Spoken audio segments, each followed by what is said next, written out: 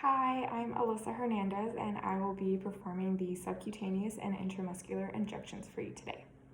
I'll begin by going over the injection sites with you. So for intramuscular, there are 3 essential sites that you will need for your injections. We'll start with the deltoid and move on to the ventrogluteal and then onto the vastus lateralis.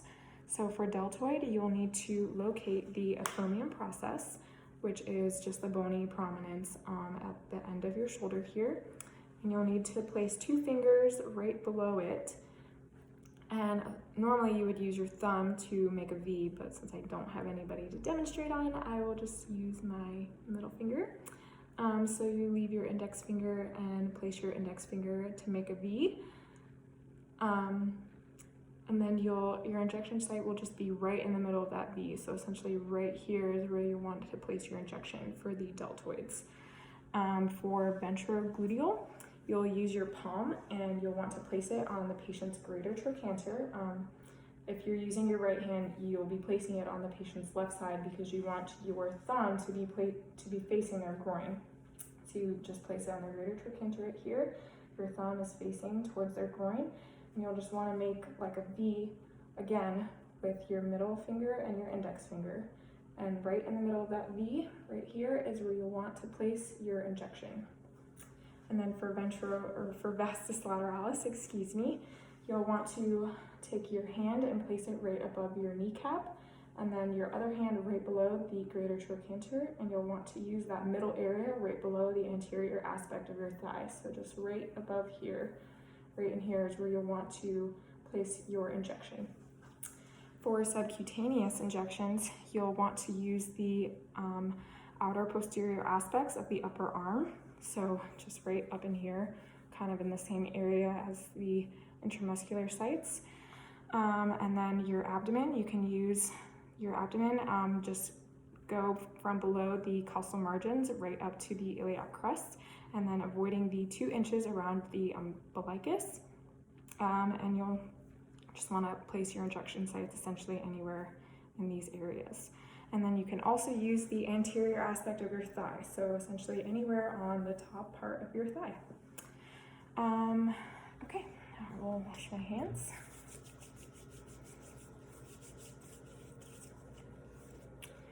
And I will be locating the MAR for the correct patient that I would be administering medication to today. So I have a paper chart here, and the patient I will be administering injections to today is Anna Pawlowski. Date of birth is 5/5/1957. The allergies listed are penicillin, and the reaction is hives. And I will just review the rest of the MAR. And the 2 medications that I will be administering today are the influenza vaccine and the B12 injection. So I just verified that these medications are also what the healthcare provider's order says as well. And now I can just do my first check. So I have my influenza and my vitamin B12. So for influenza, we are using this for Anna Pawlowski. The drug is the influenza vaccine. The route is via intramuscular injection. The amount is dispensed at 0.5 mLs and dosed at 0.5 mLs. The time is right now at 14:58. For vitamin B12, it is for Anna Pawlowski. The drug is vitamin B12, and the amount is 500 micrograms, and the route is via subcutaneous injection, and the time is also now at 14:58. Now I can just make sure that the expiration dates are within range on the vials. So I will assess the influenza vaccine. The date is within range, it's not expired. Now for B12, expiration date is also within range and not expired. And now I can just review the information resources that I have for each individual medication. It just lists the assessments and implications and any side effects or adverse reactions that I will need to review with the patient at bedside. now I can go over some of the calculations for you. So for influenza, the dose is at 0.5 mLs via intramuscular injection, and it is dispensed in a single dose vial at 0.5 mLs. So there's no calculation needed for the influenza vaccine. As far as B12, it is dosed at 500 micrograms to be given subcutaneously, and it is dispensed in 1 milligram per 1 ml. So I do need to calculate this drug. Normally I would convert to whatever dose I need. So I will convert the 1 milligram to micrograms, and I know 1 milligram is equal to 1,000 micrograms per ml. So if I'm only going to use 500 micrograms, then I only need to administer 0.5 mLs. And now I can go over the supplies that I'll need to use. So I already have them prepared for you. For the influenza vaccine, you'll need a 1 ml syringe because we are only administering 0.5 mLs. And the needle size is a 22 gauge, 1-inch needle. That's what I have here. For B12, you will also need a 1 ml syringe because we are also only giving 0.5 mLs. But for the needle, in this case, we are using a 25 gauge needle with a 5/8 of an inch needle. I already have those labeled as well. And now we can move on to our second check. So our second check will involve both medications. It is for Anna Pawlowski. The drug here is influenza vaccine. The route is via intramuscular injection. The amount is 0.5 mLs, and the time is for right now at 14:58. For this one, it is also for Anna Pawlowski. The drug is vitamin B12. The route is via subcutaneous injection. The amount is 0.5 mLs as calculated, and the time is also for right now at 14:58.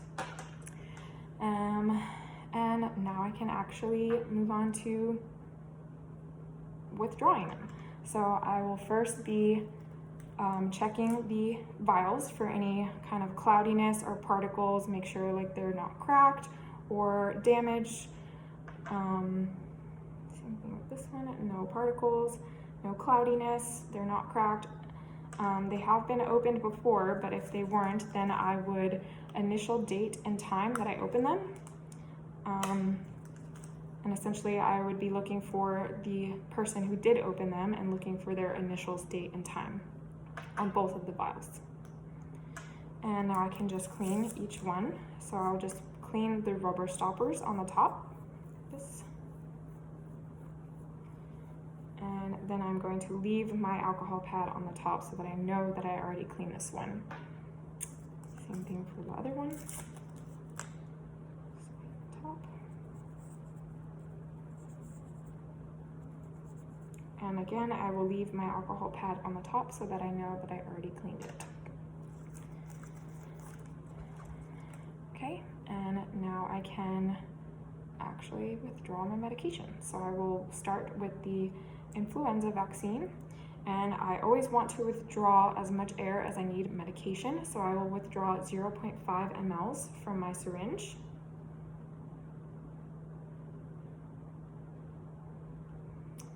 Will uncap my needle, and I will dispense the air into the vial. And now I can invert it and withdraw 0.5 mLs of medication.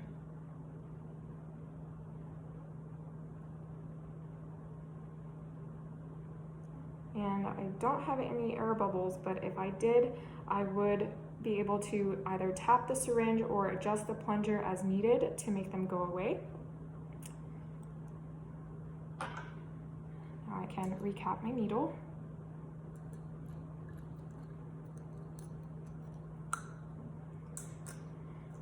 And now onto the B12, same thing.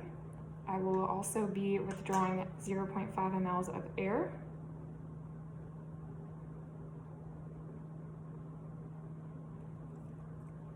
Cap my needle. And then I am injecting this air into the vial. And now I can invert it and withdraw 0.5 mLs of medication.